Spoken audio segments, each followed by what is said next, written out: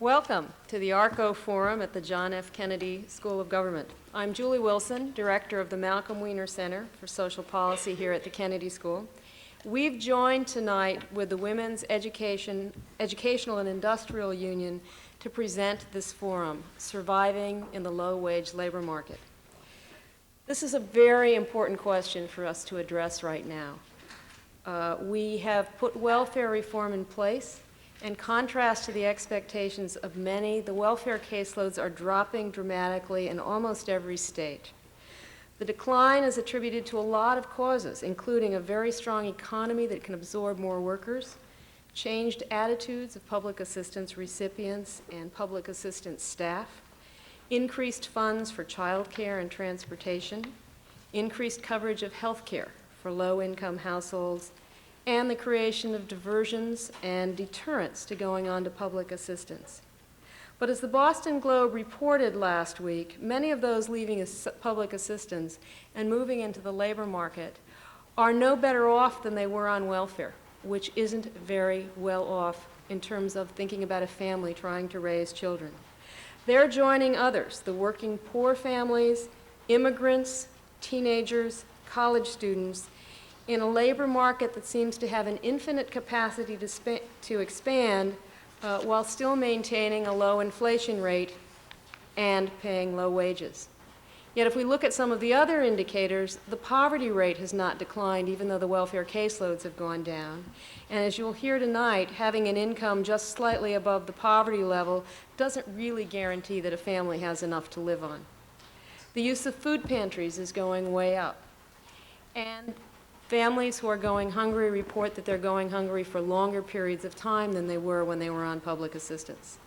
Enrollment in Medicaid is well below what it ought to be based on the income of families, and the take-up rate in the new child health insurance program is very low in all states. Many states report long waiting lists for subsidized child care, and homeless shelters are once again filling up, and demand is exceeding capacity. There is no doubt that surviving in the low-wage labor market is difficult. The stress that parents experience is high, and the disadvantages that their children face are enormous. So what we want to do tonight as a group is figuratively roll up our sleeves and work on the problem of surviving in the low-wage labor market. As we often say here at the Kennedy School, there's no silver bullet that's going to solve this problem. We're probably going to have to angle in on this problem from a lot of different directions. Our goal, and we hope you'll help us with this, is to explore all the possible remedies that might be available. So what we've done is assembled a pretty remarkable panel, which I think you'll agree with me. I'm going to introduce them in the order that they're going to speak, which isn't the order that they're sitting, so you'll have to pay attention to this one. First, Bill Wilson, who is the Lewis P. and Linda L. Geiser University Professor at Harvard University, a faculty member here at the Kennedy School and affiliated with the Malcolm Weiner Center for Social Policy. Bill is a remarkable faculty member, not just that he's won a lot of prizes, not just that he's published a lot of articles and a lot of books, two of the most recent ones being The Truly Disadvantaged and When Work Disappears, but in part because of his commitment to the well-being of those that he studies, his activism here in Boston, his participation in panels. And Bill is just, as you will find, a very thoughtful commentator on this. Second, Sister Margaret Leonard will be speaking. She is the executive director of Project Hope, and all of you who are wearing the house pins tonight have Sister Margaret to thank for bringing house pins to Boston. Project Hope is a neighborhood-based organization in the North Dorchester-Roxbury area that provides a wide range of support services for families. She's involved in organizing, in advocacy, in community revitalization. She's also active in the Dudley Street Neighborhood Initiative and the Pine Street Inn. Sister Margaret will be able to bring us firsthand information of how the families who are leaving public assistance are surviving, what strategies they're using to maintain their self-sufficiency. And third, Bob Reich, the university professor and Morris B. Hexter Professor of Social and Economic Policy at Brandeis and the Heller Graduate School. but we think of Bob actually as our professor because he spent so many years here at the Kennedy School.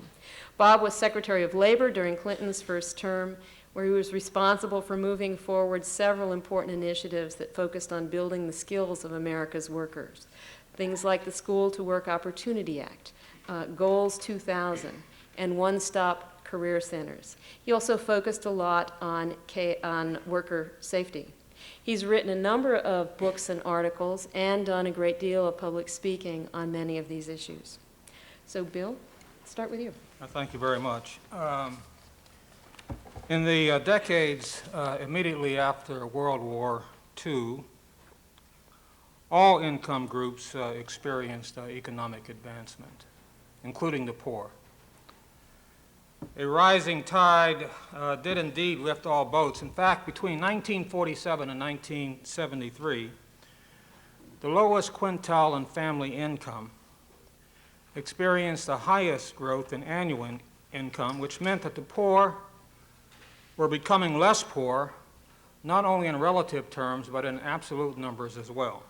But this pattern began to change in the early 1970s. Economic growth slowed, and the distribution of inflation-adjusted income started to become more unequal.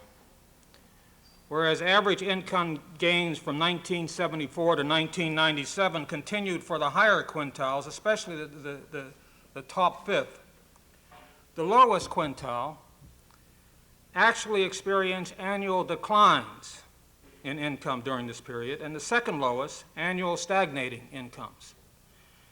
And data on individual wages from 1974 to 1996 show a pattern in which the bottom of the distribution fell even more.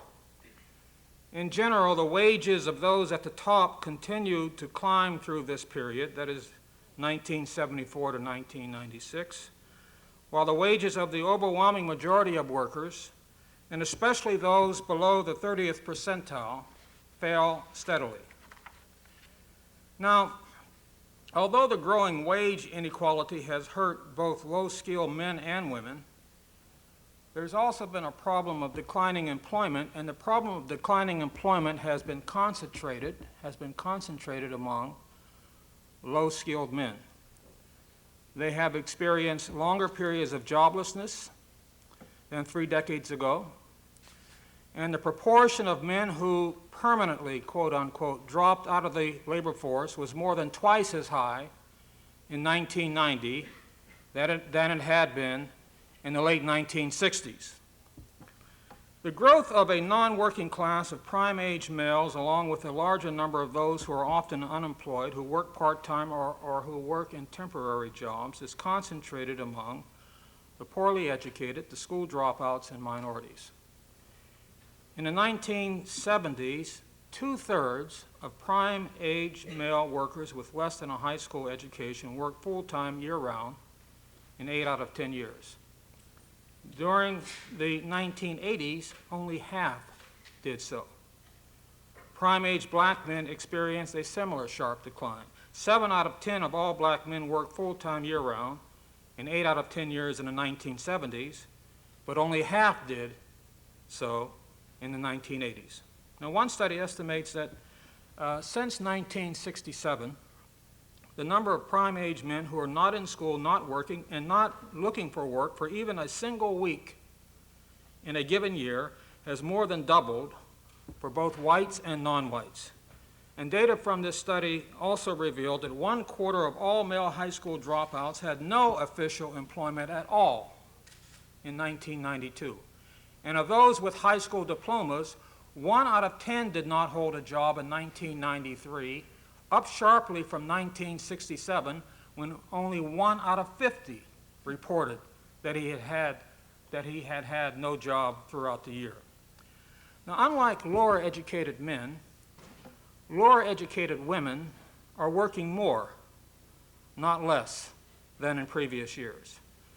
The employment patterns among lower educated women, like those with higher education and training, reflect the dramatic expansion of social service industries. Between 1989 and 1993, jobs held by women increased by 1.3 million. Jobs held, while those held by men barely rose at all, by roughly 100,000. Now, although the wages of low-skilled women, those with less than 12 years of education, rose slightly in the 1970s, they flattened out in the 1980s and continued to remain below those of low-skilled men. The wage gap between low-skilled men and women shrank not because of gains made by female workers, but mainly because of the decline in real wages for men. The unemployment rates among low-skilled women are slightly lower than those among their male counterparts. However, over the past decade, their rates of participation in the labor force have stagnated and have fallen further behind the labor force participation rates among more highly educated women, which continue to rise. The unemployment rate among both low-skilled men and women are 5 times that among their college-educated counterparts. Now, what has caused this relative decline in labor and wages for low-skilled workers? Several factors, and the most central being the decreased relative demand for low-skilled labor. The factors involved in the decreased relative demand for low-skilled labor include the computer revolution, that is, changes in skill-biased technology, the rapid growth in college enrollment that increased the supply and reduced the relative cost of skilled labor, and the growing internationalization of economic activity, including trade liberalization policies which reduce the price of imports and raise the output of export industries. Now, whereas the increased output of export industries aids skilled workers simply because skilled workers are heavily represented in export industries, increasing imports, especially those from developing countries that compete with labor-intensive industries, for example, apparel, textile, footwear, and some manufacturing industries, hurt unskilled labor. Now, although the relative importance of the different underlying causes in the growing jobs problem of the less skilled continue to be debated, there is little disagreement about the underlying trends. They are unlikely to reverse themselves. In short, over a sustained period, the labor market in the United States has twisted against disadvantaged workers, those with limited skills or education and or from poor families and neighborhoods, and therefore greatly diminished their actual and potential earnings. The factors contributing to the relative decline in the economic status of low-skilled workers are not found only on the demand side, however. In the 1980s, the growing wage differential was also related to 2 supply-side factors: the decline in the relative supply of college graduates and the influx of poor immigrants. In the 1980s, the returns to college increased because college enrollment rates stopped rising, thereby contributing to the decade's rapid growth in income and wage inequality. However, in the 1990s, college enrollment rates have risen again. Also in the 1980s, a large number of immigrants with little formal education from developing countries arrived in the United States and affected the wages of low-educated native workers, particularly the high school dropouts. According to one estimate, 1/3 of the decline in earnings for male high school dropouts compared with other workers in the 1980s may be due to immigration. But the growing dispersion in wages is also linked to the general slowdown in average wage growth. And although low-skilled workers have experienced the greatest declines in their inflation-adjusted earnings, most Americans in the workforce have seen an erosion of their real annual household income because of slow real wage growth. The slowdown in economic growth that began in the 1970s is undoubtedly tied to the slowdown in productivity growth. As the Princeton economist Alan Kruger put it, quote, "A country can only pay out in wages and profits what it produces," unquote. Now, although the distribution of wages and profits varies over time, productivity growth determines the size of the economic pie to be distributed. However, in the last 25 years, productivity growth has slowed, except for the last 2 years, which I'll talk about shortly, lowering America's standard of living. The result is a smaller economic pie and lower household incomes. Now, economists are mystified about the causes of the slowdown in productivity growth that began in the early 1970s and lasted until the late 1990s. But what is clear, however, is that the slowdown in wage growth during this period stems from the slowdown in productivity growth. But to account fully for the recent period of unusually slow real wage growth, several factors in addition to productivity growth must be considered, and one is the blossoming of the temporary work industry. Although the temporary work industry only accounts for over 10% of the rise in employment during the economic recovery period of the 1990s, the growth of this industry could help companies to fill bottlenecks when they arise without resorting to raising the entire wage schedule. Another factor may be the delinking of wages. Wages across groups of workers in a given industry are not as linked as in previous years. There have been fewer across-the-board wage increases during the 1990 period of economic recovery than in previous periods of recovery. Moreover, the specter of downsizing may have led employers to moderate their demands for higher employees to moderate their demands for higher wages. And furthermore, technological change and trade have reduced labor's share and increased capital's share of national output. Also, the decrease in the relative value of the minimum wage has had a particular effect on the wage growth of unskilled workers. And finally, the dramatic and persistent decline of union membership in the private sector from more than 35% in the 1960s to only 10% in 1996 has weakened workers' bargaining power for wage increases. Now, these changes have affected the wages of workers across racial lines. However, the relative wage declines have been greatest among the less educated and untrained workers. But we are now in one of the longest economic recoveries in the last half century.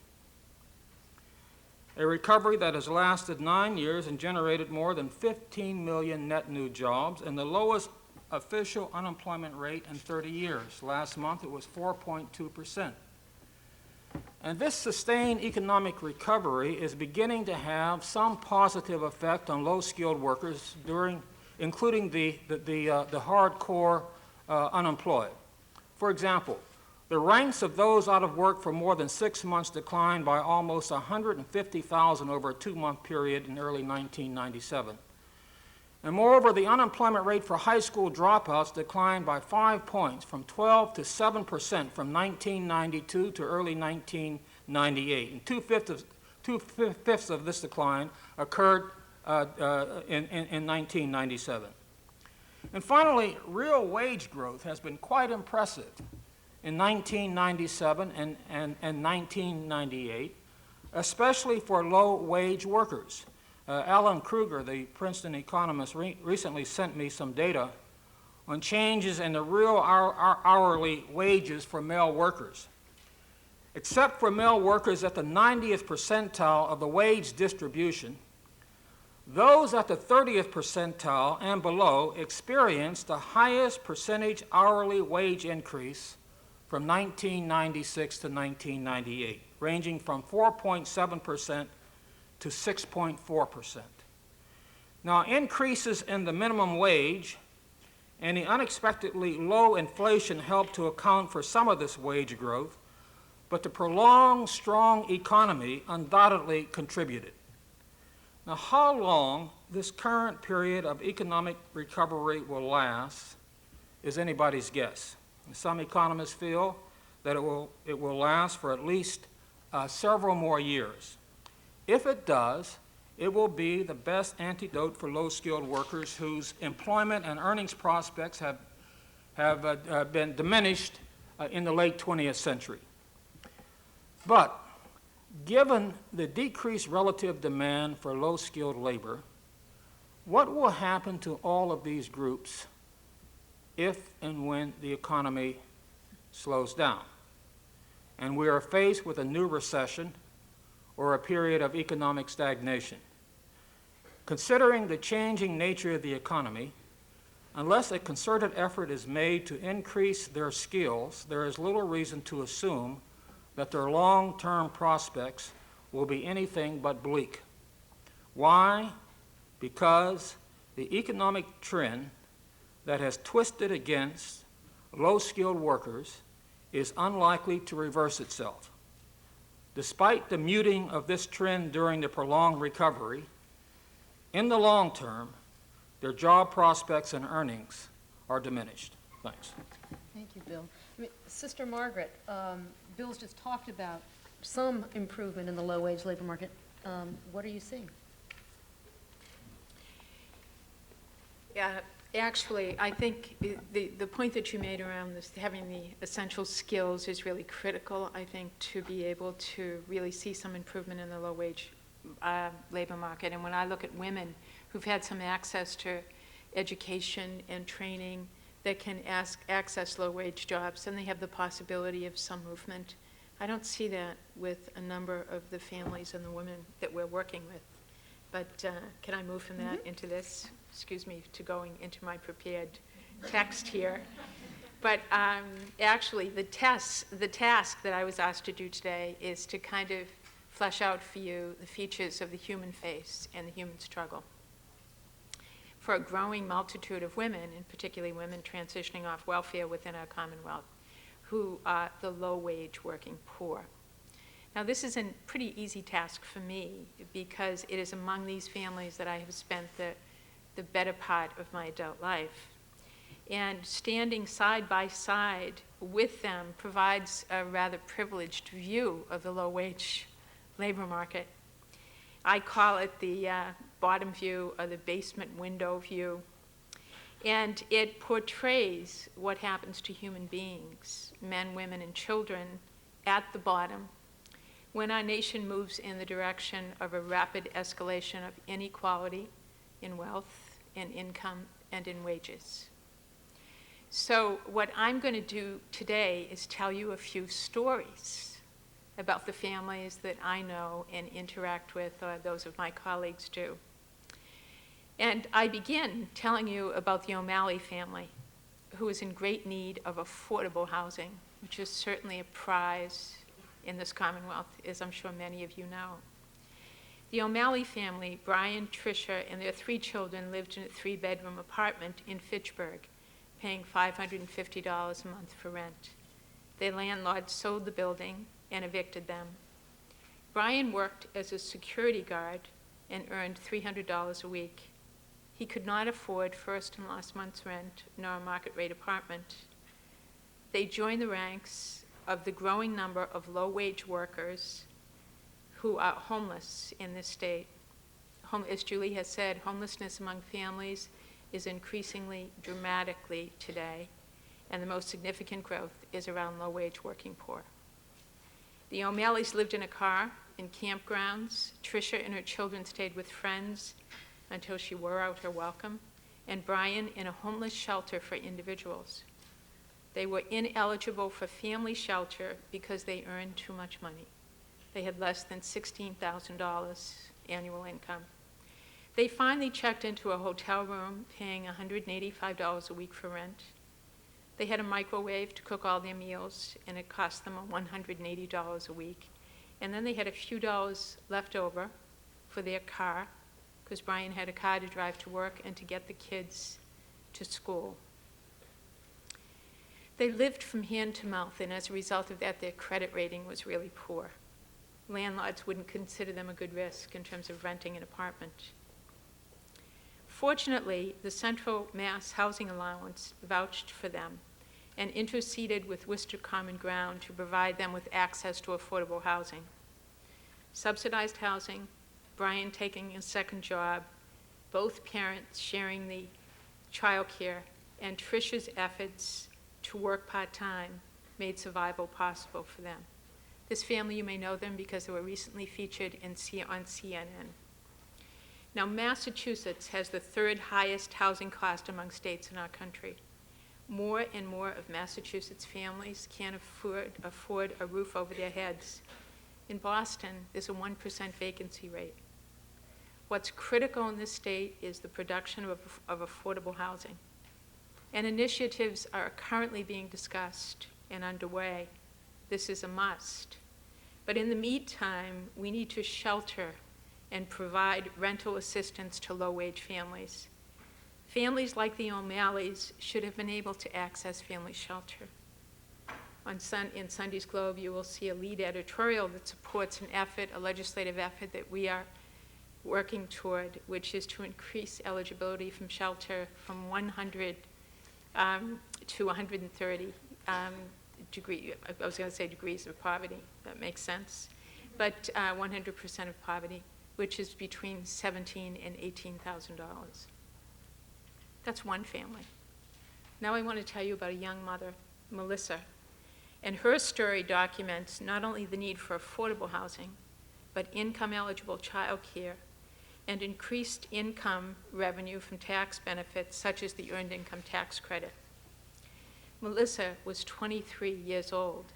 She had an 8-month-old baby, Jessica. She had a GED and worked as a teller in Bank Boston. She resided in a small apartment with her sister, her brother-in-law, and their 3 children. Her brother-in-law got transferred and moved to the South. Melissa lost her housing. She and Jessica lived in the hallway of a building where one of the tenants let her use the bathroom facilities for emergencies. Every day, she dropped Jessica off to a neighbor and went to Bank Boston to work. She washed and dressed in their ladies' room. Jessica became ill, and this is an issue that so many mothers face. She was so afraid that if she brought this child to Boston City Hospital, that she would be deemed a not fit mother and the child would be taken away from her. On Saturday afternoon, in desperation, she called Project Hope, and I answered. Subsequently, we got her shelter, access to affordable housing, and income-eligible childcare. And these supports, coupled with her salary, with the Earned Income Tax Credits and benefits, made the numbers work for her. Melissa is among the fortunate ones. There are currently 17,000 families waiting for income-eligible childcare in our state. There are 2 bills that will release, or at least assist families like Melissa. One is the ACE bill to increase the slots for for childcare. The other is the Family Tax Relief Plan that Mary Lawson will speak to us about later on today that will give her more income. The next issue that I'd like to talk about that there was some reference to earlier is the importance of access to quality education and training. When you look at women on welfare, 50% of women on welfare in this state have less than a GED. Access to quality education is so important, and it's so undervalued in our state. So I've selected just 3 brief stories to tell you about this. Robert and Madeline are parents of 5 children. Robert lost his job. The family became homeless. Through a community-based organization that Project Hope and others got off the ground called the Transitional Work Collaborative, we were able to provide the financial resources for him to get into a training program that was a year long in the environmental field. We were able to get some training for his wife while we were able to stabilize them in a shelter. He now earns $35,000 a year. His wife was also trained as a certified nursing assistant. They are now a 2-wage earner family who share childcare and live in a market rate apartment, and the numbers now work for them. Another person is Maria, who's the single parent of 3 children over 6. She had less than a 10th grade education, and she found learning very difficult.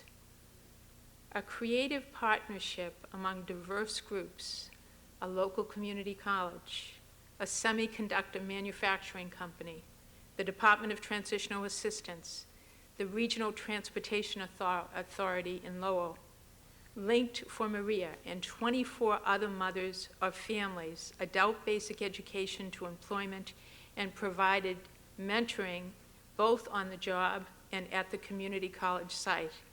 And they also worked out a plan for transportation from school to work and from work to school. In 1 year, Maria moved from $5.50 to $9 an hour with benefits. A family-friendly job environment, which was a major plus for her.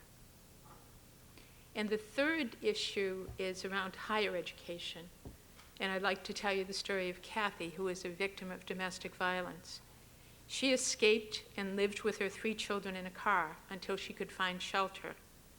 Kathy had finished school and had had some college.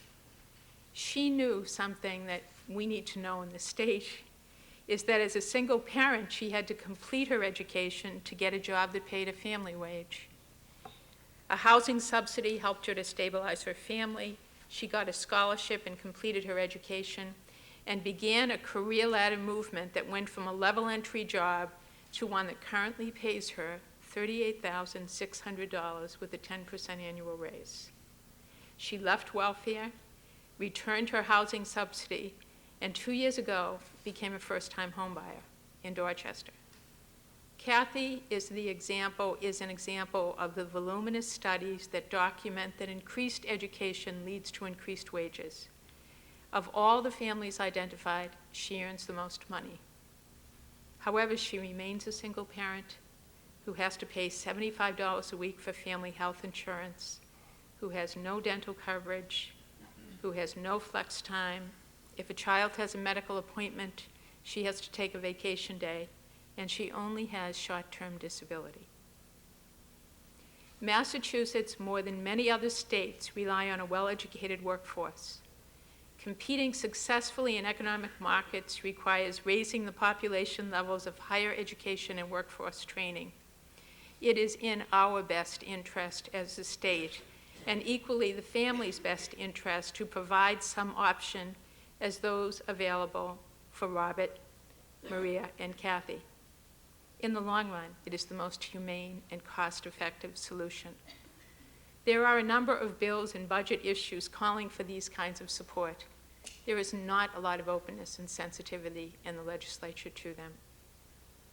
I have one more story to tell you. It's about Maribel, for whom English was a second language. In 1993, Maribel, a single mom on welfare, received $7,500 a year. She came into Acre Family Daycare office crying. Her caseworker told her that she would never amount to anything. She had no high school diploma. She had a struggle speaking English. In 1994, however, she received training at Acre Family Daycare to run a family child care business in her own home. She began her business in 1995. She left welfare in 1996. She received her GED and has taken some college courses. Her business has supported her and her children for the past 4 years. She is in the process of getting certified, a CDA certification, and in 1998 she earned $30,600 working as a family child care provider. She has joined ACRE's IDA program, the Individual Development Accounts, which is an asset accumulation strategy, and is saving toward the purchase of a home. Access to micro-enterprise education and training and a gradual movement off the welfare rolls gave her the time she needed to develop herself and her business, a luxury that thousands of families today do not have. The child care community is currently advocating for a pilot initiative that would provide family health benefits for child care workers. And Acre and Maribel are hoping that this will get passed. As finishing these stories, I'd like to just say a few brief words about the family self-sufficiency standard that I know that Mary Lawson from the Women's Industrial Union is going to speak about later on. But I just clearly, you'll understand it better. I assumed that you would know about it when I spoke. But largely, it's a valuable tool. It introduces reality into the debate around economic self-sufficiency, documents how much money it takes for a family of a given size and composition in diverse geographical areas to be economically family sufficient. It should be the baseline document in our planning to achieve economic sufficiency for families. It's not a luxury standard by any means. But it does more than that. And these stories tell us about what we should be doing. It challenges us to stand with the family and to look at their needs and capabilities as a whole. Too often, we fracture and divide families in our efforts to serve them in separate and divided departments of federal and state government, where comprehensive thinking or planning about families never happens, and families need brokers to navigate the perilous waters of segregated system set up to serve them in parts. It eradicates the myth that one size fits all. Solutions to family economic sufficiency reside in a mixing and matching of diverse resources, as these stories have illustrated. And lastly, it calls for unprecedented partnerships and collaboratives inclusive of families, of community-based agencies, the business sector, the city, state, and federal government. Interdependence among a diversity of players is what makes economic self-sufficiency work. We are all in this together. In conclusion, I've shared with you some of the human stories and the struggles of families in the low-wage labor market, struggling to survive. I've identified the diverse supports that have eased their journey and dispelled the myth that one size fits all. And I have shared with you some of the bills and budget items that are currently before the legislature that could continue to make a difference now. These are vital and important, and we must act on them for the sake of the human family. But I'd like to conclude with a deeper and more long-range challenge. This weekend, I was traveling back from New York on the train, and I read a book by Richard Friedman, which is called The New Inequality.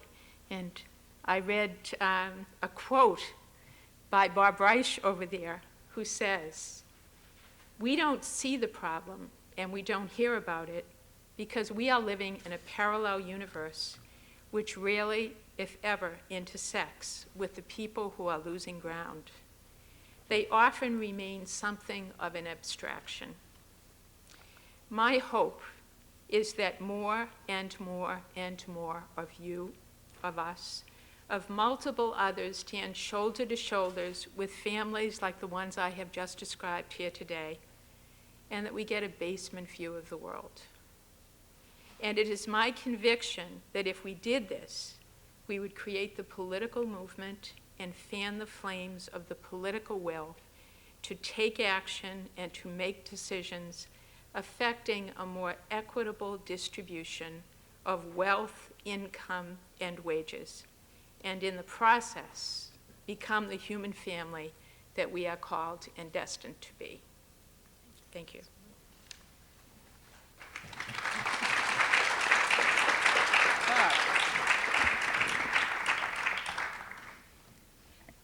Well, I want to thank Bill Wilson for that overview of the labor market, and also Sister Margaret for that very powerful and compelling set of stories that really do move this from a conversation that is the abstract to a conversation that is very real and very human. The term working poor ought to be an oxymoron in American society. By that I mean that we should not have people who are working who are poor. And everyone who wants to work and needs to work ought to be able to get a job and stay out of poverty and lift their family out of poverty. And they should have an opportunity to get ahead, not just have a job, but actually get ahead, make the most of their God-given talents.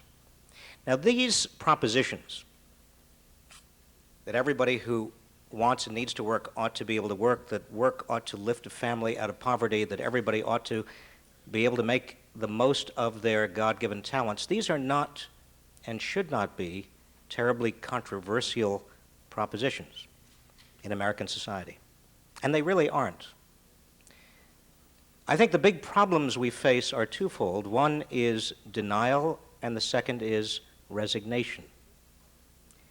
And by denial, I simply mean that it is too easy for many of us who are on the other side of the divide, who are better off, who are living in Cambridge, this part of Cambridge, or in Belmont, or in other lovely communities, or parts of lovely communities, or lovely parts of communities. Too easy for us to deny that there really is still the scourge of poverty.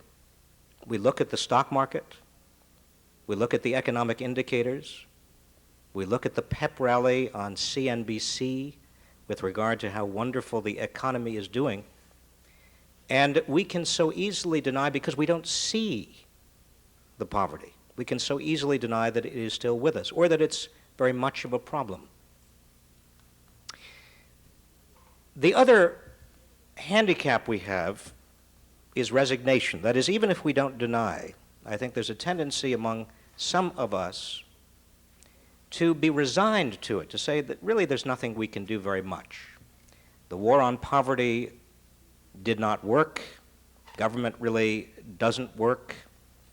Voluntary activities are good, and we'll do that, but we're always going to have a lot of very poor people, and basically that's the way it is, and let's just be resigned to that. Denial is dangerous. Resignation is also dangerous. We are now the richest country in the world, and richer than we ever have been in our history. Right now also we have 43 million people without health care, more than 1 out of 5 of our children lacking health care, more than 1 out of 5 of our children in poverty, more people without health care and in poverty than we had in 1991 at the start of the current recovery, this extraordinary, soaring economic recovery.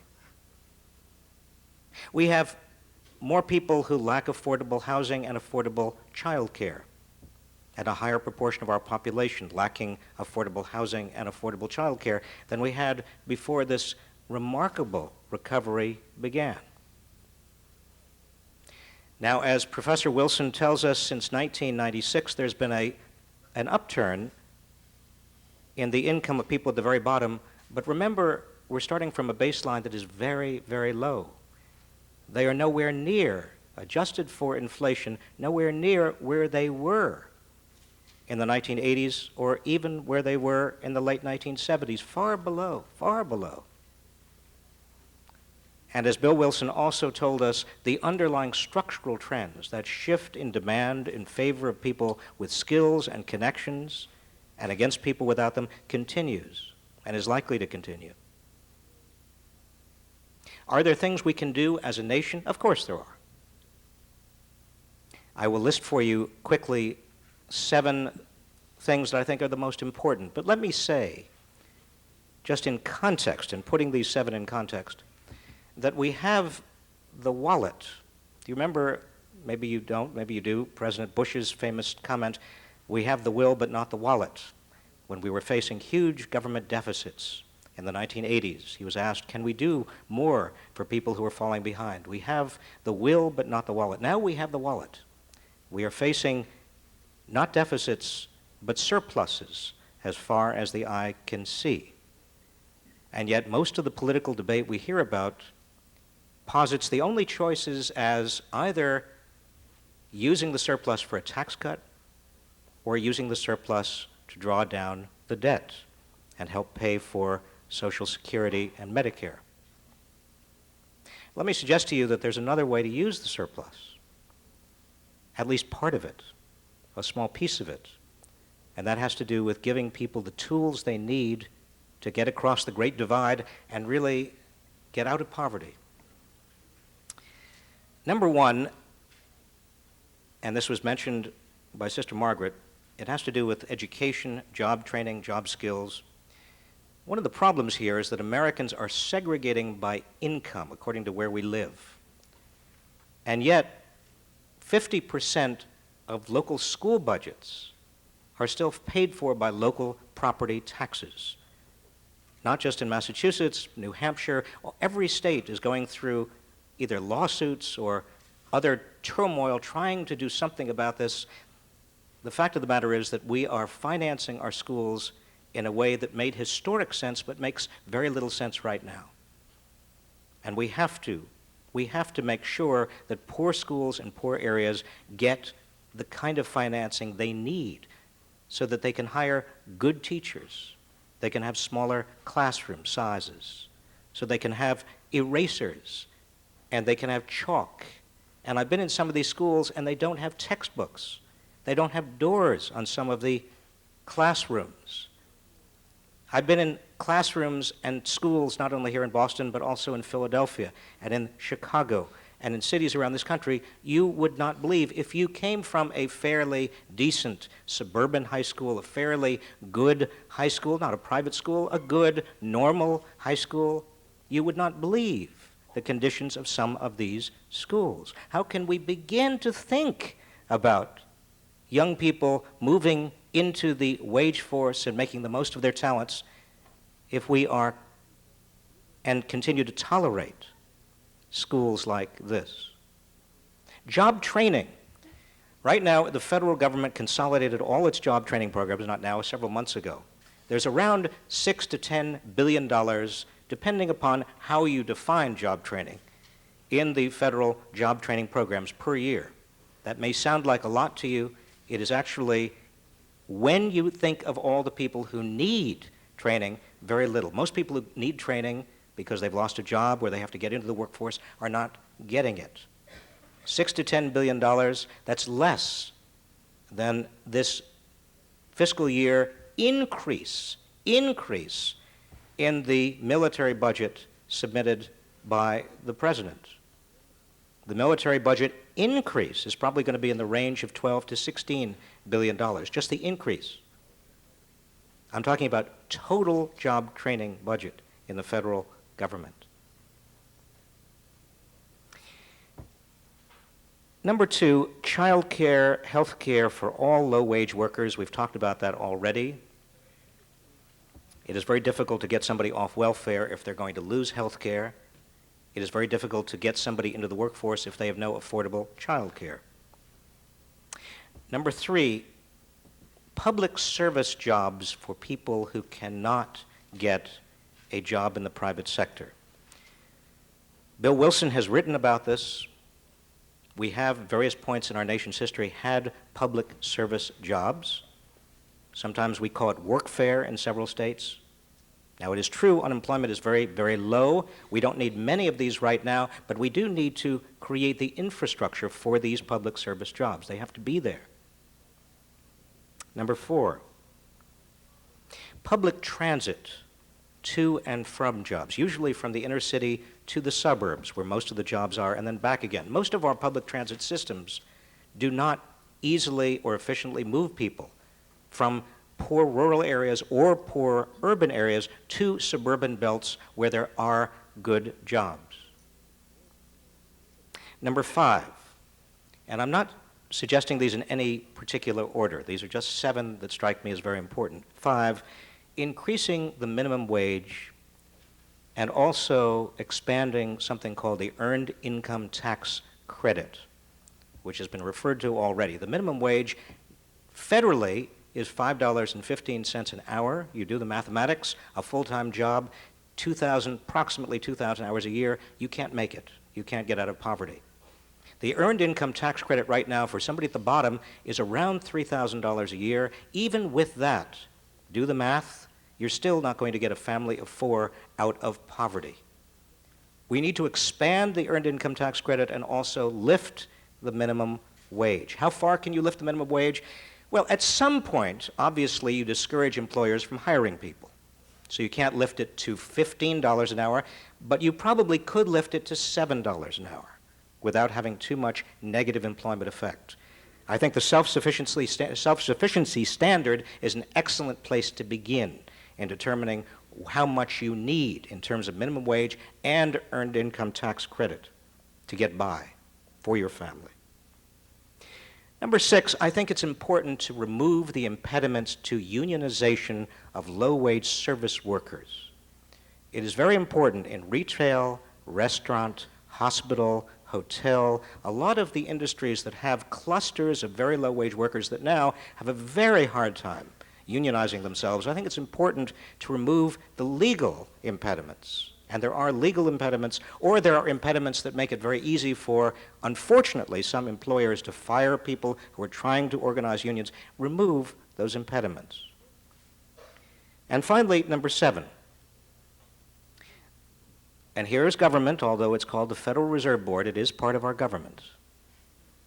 The Federal Reserve Board ought to continue to reduce short-term interest rates until there are signs of accelerating inflation.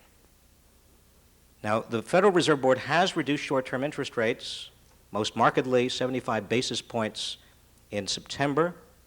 I believe it can continue to reduce short-term interest rates because there is no sign of inflation. Long-term interest rates are no different, basically, from short-term rates. The yield curve, as they say, is flat. Now, why am I so concerned about interest rates? Because if you reduce interest rates, you create more economic activity. You run the economy at a greater intensity. And that means that you reduce unemployment even further. As I've traveled around the country, I've noticed that there is a very important point at which employers begin to actively go into central cities and poor rural areas and recruit workers and train them. That is about 3% unemployment. If you can get it under 2%, then employers are even more eager to go into poor areas and recruit and retrain. There is no substitute for that kind of incentive. A very tight labor market works to the advantage of people at the bottom. You get a tight labor market, one way you get it is running the economy full bore as fast as you can without inflation, and that means reducing short-term interest rates.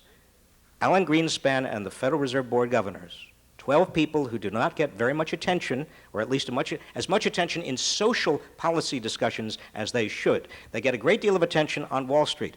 They should get a lot of attention in social policy discussions, because that decision, or those sets of decisions about reducing short-term interest rates, do have a direct social consequence in terms of creating incentives for employers to do what they otherwise would not do.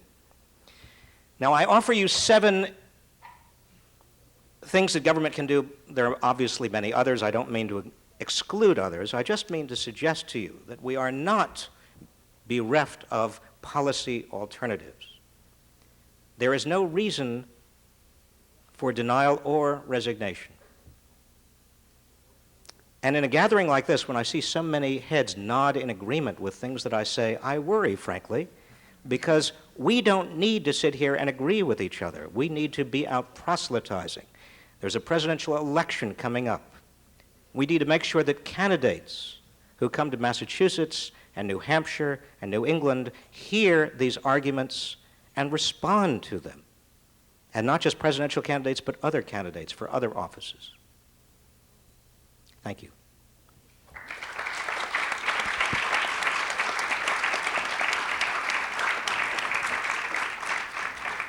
I'd like to suggest that what we've heard here tonight is not only in some ways devastating and riveting, but really is a demonstration of how far the thinking on social policy has moved. Had we held this forum 10 years ago, the arguments might have been either the government ought to be doing it all or the private sector ought to be doing it all. And what we've heard here tonight, and we've seen examples of through Sister Margaret's stories and what we've heard the history of through Bill's presentation, is the idea that we really are all in this together.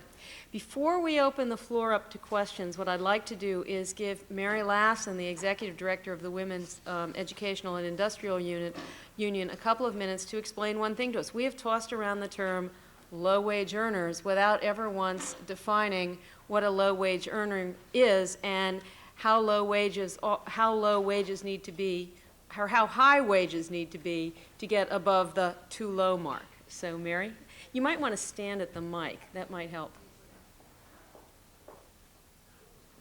Thank you to Julie and to all the panelists. I'm Mary Lassen, the Executive Director of the Women's Educational and Industrial Union.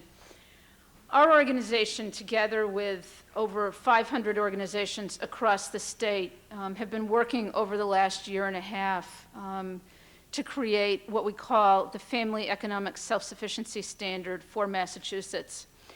And this measures what it really takes for families of different sizes and compositions, 1 or 2 wage earners with kids of different ages, to cover their most basic expenses in the areas that Sister Margaret talked about earlier: housing and child care and health care and transportation and food. And then we look at the impact of taxes and tax credits. And that report, which came out last fall, is available over on the table on the way out. So those of you that haven't seen it might want to pause to have a look at it. Our purpose in coming together, though, wasn't just to put the report out. It was to use it as a way to begin to reframe the dialogue and the debate and the organizing that needs to go on around these key issues. And so the groups that are working here in Massachusetts, along with similar efforts now underway in about 10 other states, are working very hard on continuing on with these issues. And I think as we think about it, there are really 2 strands to this. One is around how we begin to put in places the right kinds of education and training that will lead to career ladders, that will allow people to earn family-sustaining wages. And there's a lot of interesting work going on around sectoral economic development that's engaged businesses and employers, community colleges, and community-based organizations around that, of which the Acre Family Daycare example is one good one. The other piece, though, is to look at how, in the near term, for those families that are working but not yet making it, how do we put together the right mix of subsidies and supports around housing and child care, looking at increasing the earned income tax credit. And so that's the other strand of the work. And on both of those arenas, there are pieces of legislation that have been filed here in the Massachusetts legislature. And if there are people in the audience who are interested in hearing more about this broad-based effort, there are a number of us here tonight, including Sister Margaret, who's on our organizing committee, who would be happy to speak with you further. Why don't we have people line up behind the mics for questions, and just state who you are and ask a question? Sure, go right ahead. Hi, my name is Aaron Bartley. I'm a 1L at the law school here and an active member in the Harvard Living Wage campaign, which is trying to address many of these issues, or actually all of these issues, right here on campus.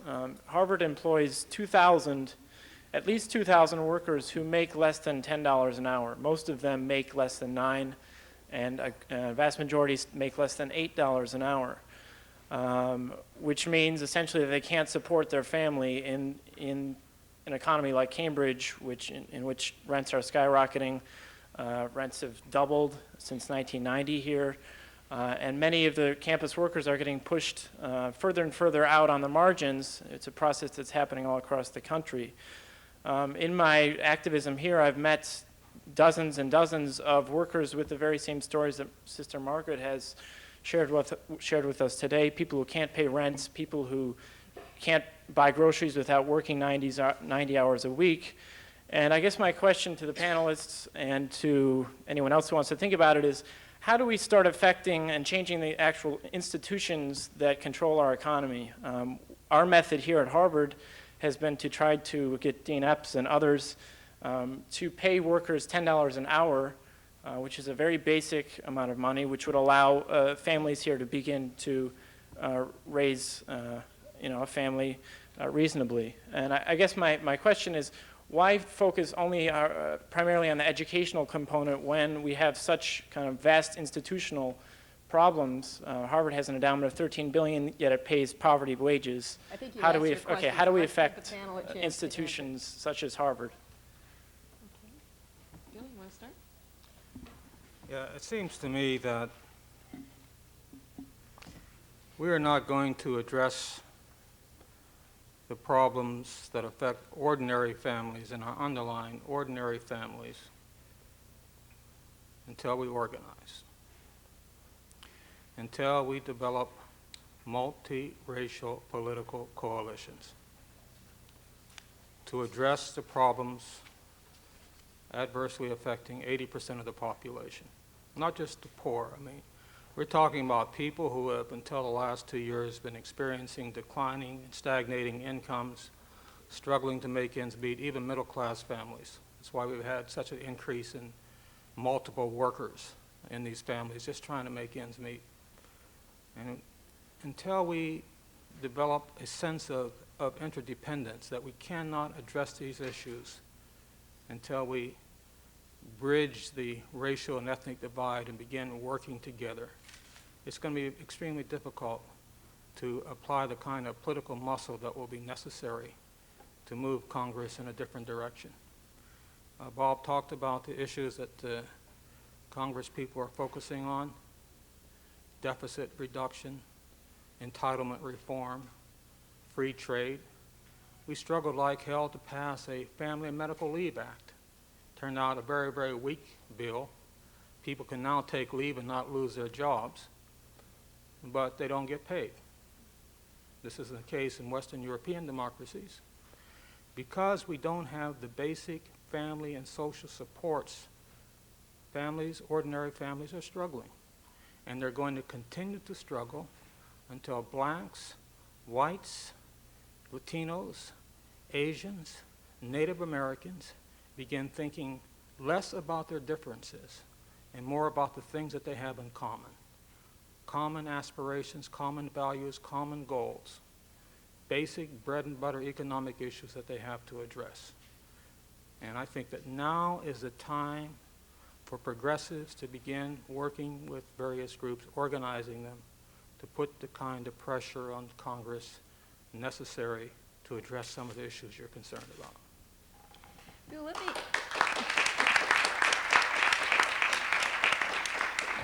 let me ask you a question about this, and that is that we've seen a lot of evidence that the public is disenchanted with politics and with the political system and with many parts of government. So how do you reconcile this need to mobilize people to put pressure on government with the basic, some of the distrust? Well, if we had the right kind of leadership, it wouldn't be very difficult. You can only see, for example, what is happening in many local areas where there has been, effective grassroots mobilizing to address local issues. There are many examples. The Living Wage campaign is one.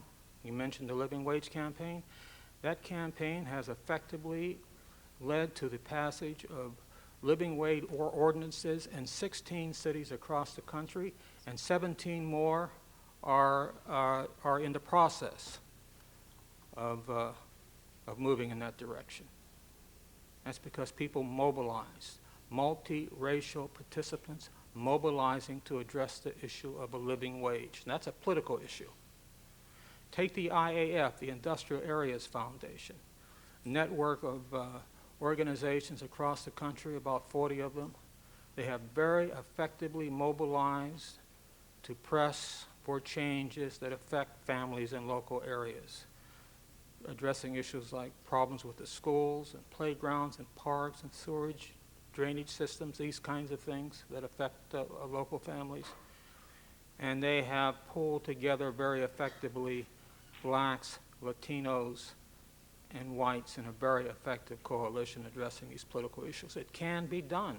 We just now have to begin to mobilize and develop the kind of leadership that parallels the leadership that we see in some of these effective local initiatives. Bob, you've been in the seat of power in Washington. What does it take to get to the people in Washington? It's almost impossible. Let me say one actually optimistic thing and then one slightly less optimistic thing about this. The optimistic point is that I discovered when we fought over raising the minimum wage the last time, and I was told there wouldn't be a slightest chance of doing it. It couldn't be done. There was just no way of doing it. it turned out that 85% of the public, in poll after poll after poll, was in favor of raising the minimum wage. And because our elected representatives were up for election, they did not want to be on record as voting against it. So all we had to do was get it onto the floor. Not easy, but all we had to do was get it onto the floor, and it passed. A similar phenomenon, although with slightly different consequences, occurred when we discovered sweatshops in our midst, not just abroad, but actually in New York and California and Texas and Florida, places where people were paid a small fraction of the minimum wage. We're not getting any overtime. There were basically unsanitary, quite awful places in Maine. The public was outraged enough that the outrage reached Washington, and there was not only pressure to regulate and inspect, but also a movement that is still there to do much more to protect low-wage workers from those working conditions. The optimistic point, in summary, is that there is a very, very strong moral content to much of this. The American public really does believe that people ought to be treated fairly, and that means a fair wage and fair working conditions. And that is very deep and broadly based. Now here's the not-so-good news. Washington, even during the short period of time, the 4 years I was there from 1993 to 1997, Washington has become a fortress, an echo chamber, almost impregnable. There are very, very few people there who are not either working for the federal government or working against the government or lobbying the government or reporting on the government. It is a one-company town, and nobody else is there. I would be amazed the day that the president decided to sign, and did sign the welfare, so-called welfare reform bill in the summer of 1996. I had fantasies that there would be people on the streets, or there would be somebody walking around somewhere who felt strongly about it. The silence was deafening. There was nobody. Or when the president's health care plan went down to defeat after the series of Harry and Louise commercials, I expected there to be sort of noise in Washington, something. There was nothing. The lobbyists have taken control. And I don't mean to sound like a rabid radical when I say that. I just mean that the people, average people, not lefties or righties, they're just the people, the average people, are disconnected from our political process. And we have to look for ways of re-knitting people and politics. Now, some of it can be re-knitted at the local level, but that can't end it. Because if you just end it at the local level, you are still leaving a huge gaping hole. The federal government is extremely important in deciding how resources are allocated in this society. I don't have an easy answer. Yes. I would want to add some form of single-payer health care to the list in the light of Professor Wilson's comments and your list. Firstly, principally to Bob Reich, is there a danger if we run the economy at full bore, as you put it, of creating more junk, more of an environmental problem than we already have, which might lead us to look elsewhere, for example, sharing hours of work, as I believe, at least it's being talked about as being something that's explored in France. I don't know whether it's actually being practiced. And secondly, we had an attack on an elimination of the right of local communities to have rent control in Boston, Cambridge, and Brookline, which has been devastating. In both macroeconomic textbooks that I have seen at MIT and at Harvard, they teach how bad rent control is. Do you think perhaps these textbooks might be modified? They're copyrighted already, Bob. Let me just say two things. First of all, with regard to economic growth, running the economy quickly, that is not exclusive of. In fact, I would say that should include environmental remediation, conservation. There are many potential jobs out there in ensuring that growth is sustainable. Not only sustainable, that growth yields a better environment than we had before. There's no reason that we should define growth narrowly to assume just more junk. Secondly, in terms of rent control, the proposition that rent controls are bad for a housing market or the removal of rent controls generate more housing is a very complicated proposition. There are studies showing both on both sides. It is too bad, and I can speak freely about the Harvard curriculum since I'm no longer here. But it's not just Harvard. It's really most university curricula.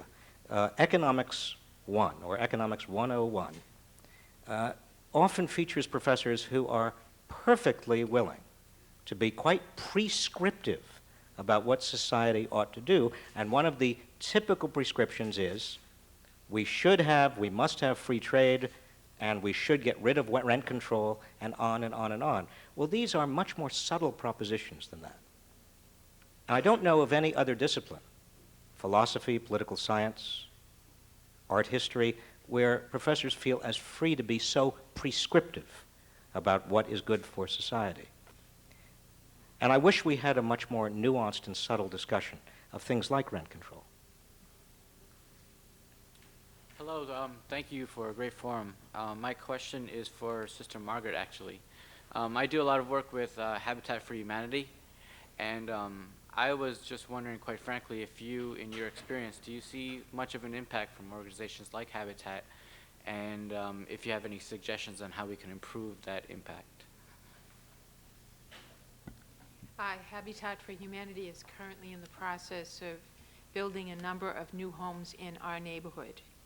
In the Dudley Street Neighborhood Initiative, I was just at a meeting last week, a community meeting, when they shared their designs and the community approved it.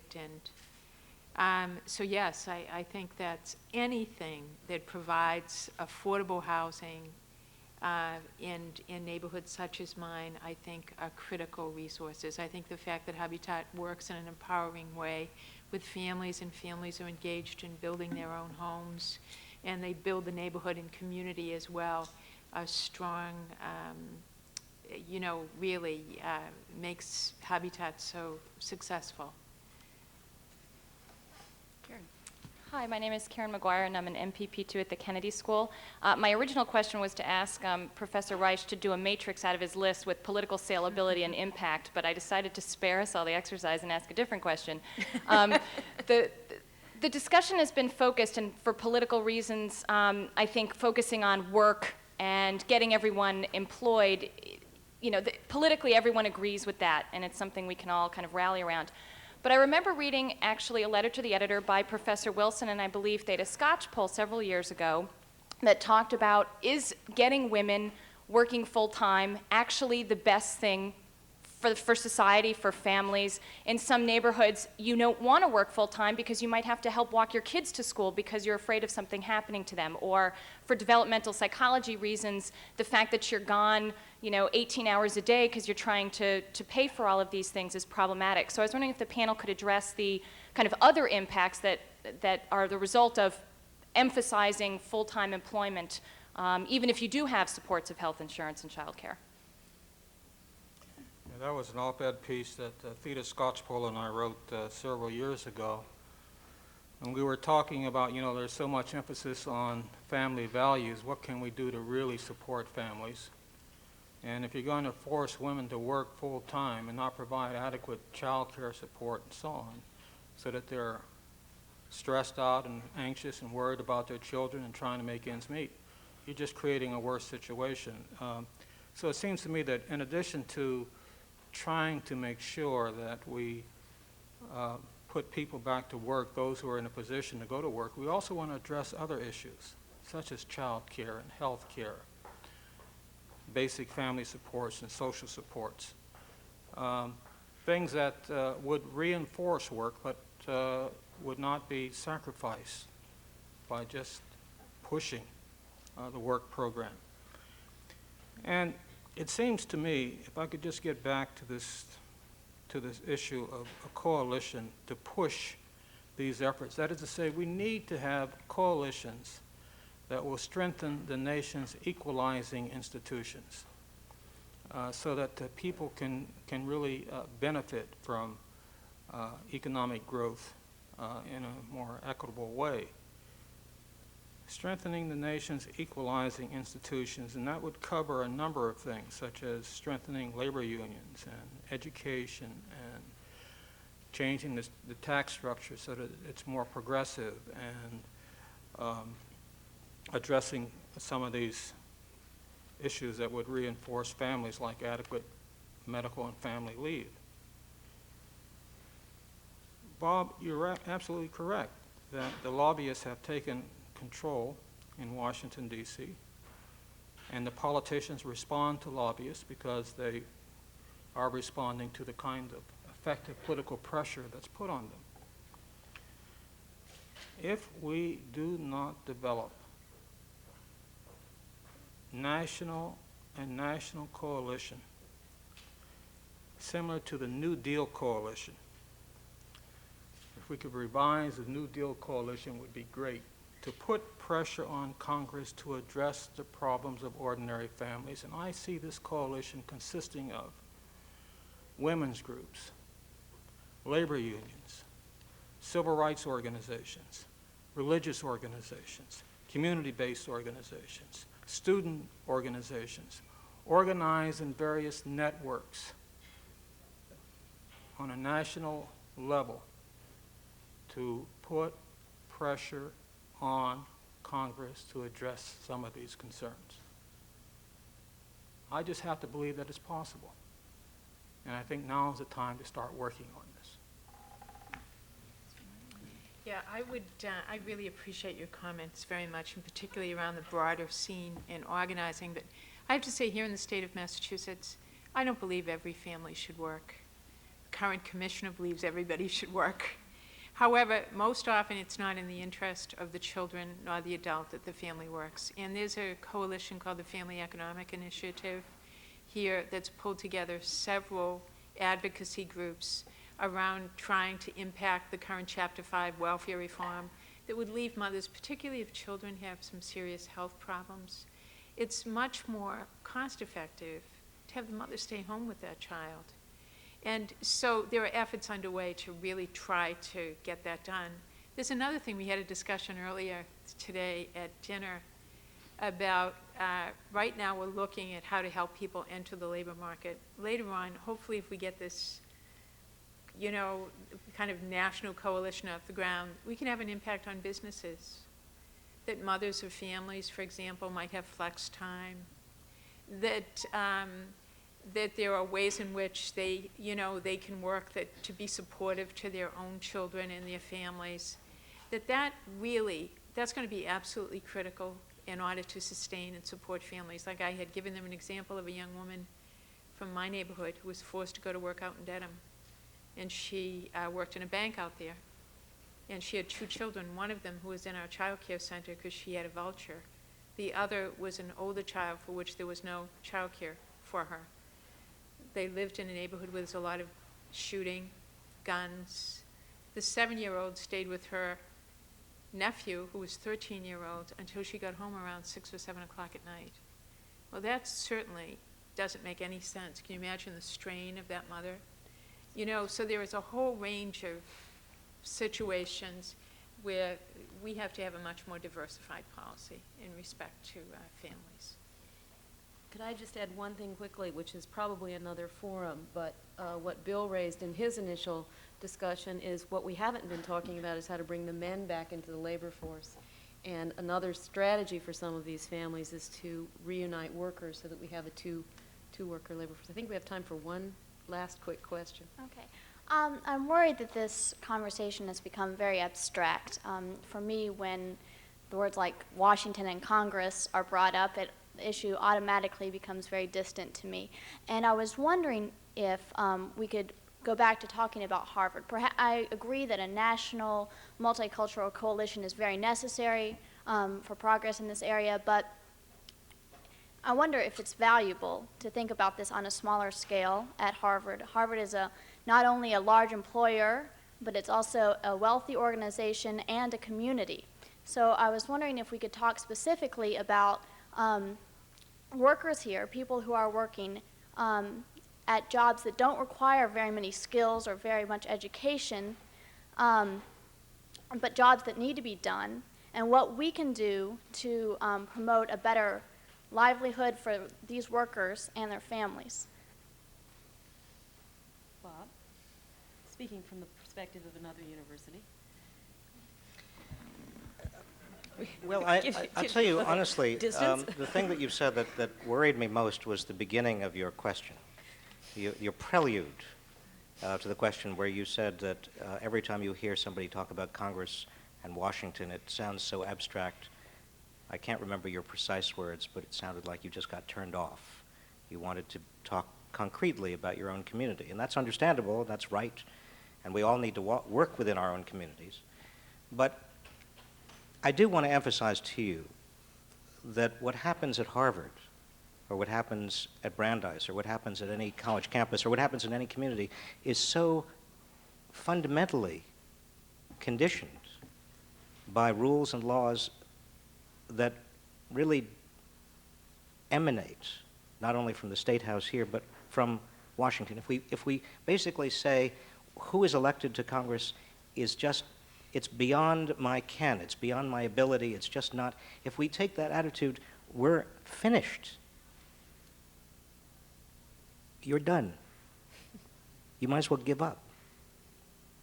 I mean, I like Harvard. There are a lot of things that you can do at Harvard. That's nice. I mean, but Harvard is, and work at Harvard. I like, do your organizing here. And sure, should Harvard workers get a minimum of $10 an hour? Do you want me to say yes? I'll say yes. Yes, I think that's good. Harvard can afford it. Harvard's rich. Let Harvard spend it. I mean, should Harvard spend it on that difference between $7 and $10, or should it have more scholarships with the same amount of money, or how should it use this extraordinary endowment? I mean, the interest on Harvard's endowment per year is more than the total endowment of most colleges. So yes, Harvard should do a lot. I'm all in favor. But please don't write off Washington. Get experience in organizing at Harvard so that you can participate very effectively in a national coalition. I want to thank our panel tonight for a thoughtful panel, for a visionary panel, for giving us a long-term agenda. I think you wouldn't be here if you didn't have hope. This is a long-term agenda. There are short-term agendas. And so for those of you who care about the short-term as well, I just want to remind you that May 2nd is the Walk for Hunger. Walk 20 miles, sponsor someone, and help some of these families. Thank you. Mojo and David are walking if you want to walk with us. It's May 2nd. What day is that, Monday? Sunday. Oh, I'm out of town. Oh, too bad, Bill. Thank you, Bob. That was good. That was devastating.